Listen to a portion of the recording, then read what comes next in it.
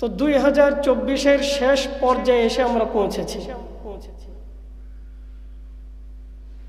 তো আমাদের সমাজের মধ্যে বিভিন্ন সময় দেখা যায় বিভিন্ন দিবস উপলক্ষ করে কিছু সভ্যতা, কিছু সংস্কৃতি তৈরি হয়েছে, এই সব আমাদের সমাজের মধ্যে পালন করা হয়। এর মধ্যে অন্যতম একটি হচ্ছে ইংরেজি বর্ষ যখন বিদায় নেয় তখন আমাদের সমাজের মধ্যে একটা রাত্রি উদযাপন করা হয়। ওই রাত্রিটাকে বলা হয় 31st নাইট। এই 31st নাইট আমাদের সমাজের মধ্যে উদযাপন করা হয়। কি বলেন, এমন হয় কি হয় না? তো 31st নাইট কাকে বলে? 31st নাইট বলা হয় একটা বর্ষ যখন বিদায় নেয়, রাত 12টা বাজার সঙ্গে সঙ্গে এক বর্ষ বিদায় নিয়ে আরেক বর্ষ পদার্পণ করে চলে আসে।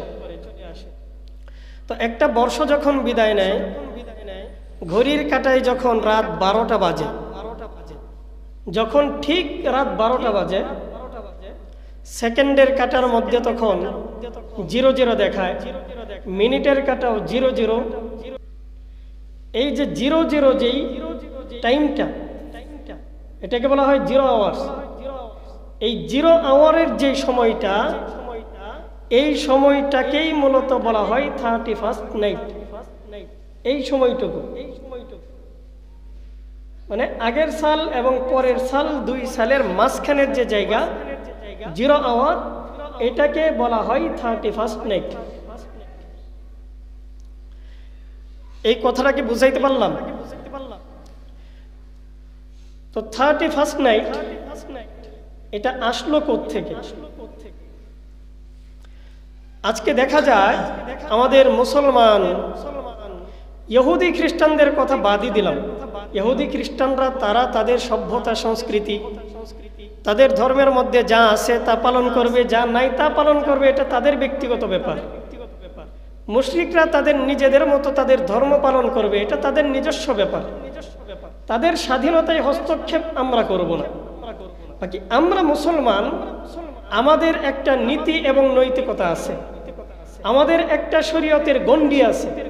শরীয়তের গণ্ডির ভিতর থেকে আমাদেরকে ইবাদত করতে হবে, শরীয়তের গণ্ডির ভিতর থেকে আমাদেরকে আমাদের ধর্ম উদযাপন করতে হবে, পালন করতে হবে। আমাদের দিবস রাত্রি অতিবাহিত হবে আমাদের শরীয়তের গণ্ডির ভিতর থেকে। নিজেদের মন মতো কোনো কিছু আবিষ্কার করে, তৈরি করে উদযাপন করা, পালন করা, এর অধিকার আমাদের নাই। তো বর্তমান সময়ে দেখা যায় আমাদের মুসলমানরাও এই 31st নাইট উদযাপন করে থাকে। তো 31st নাইট আসলো কোত্থেকে? হযরতে ঈসা আলাইহিস সালাতু ওয়াস সালামের জন্মেরও আগের কথা। প্রাচীন রোমান মুশরিকরা একটা দেবতার পূজা করত। ওই দেবতার নাম ছিল জানুস। দেবতার নাম কি?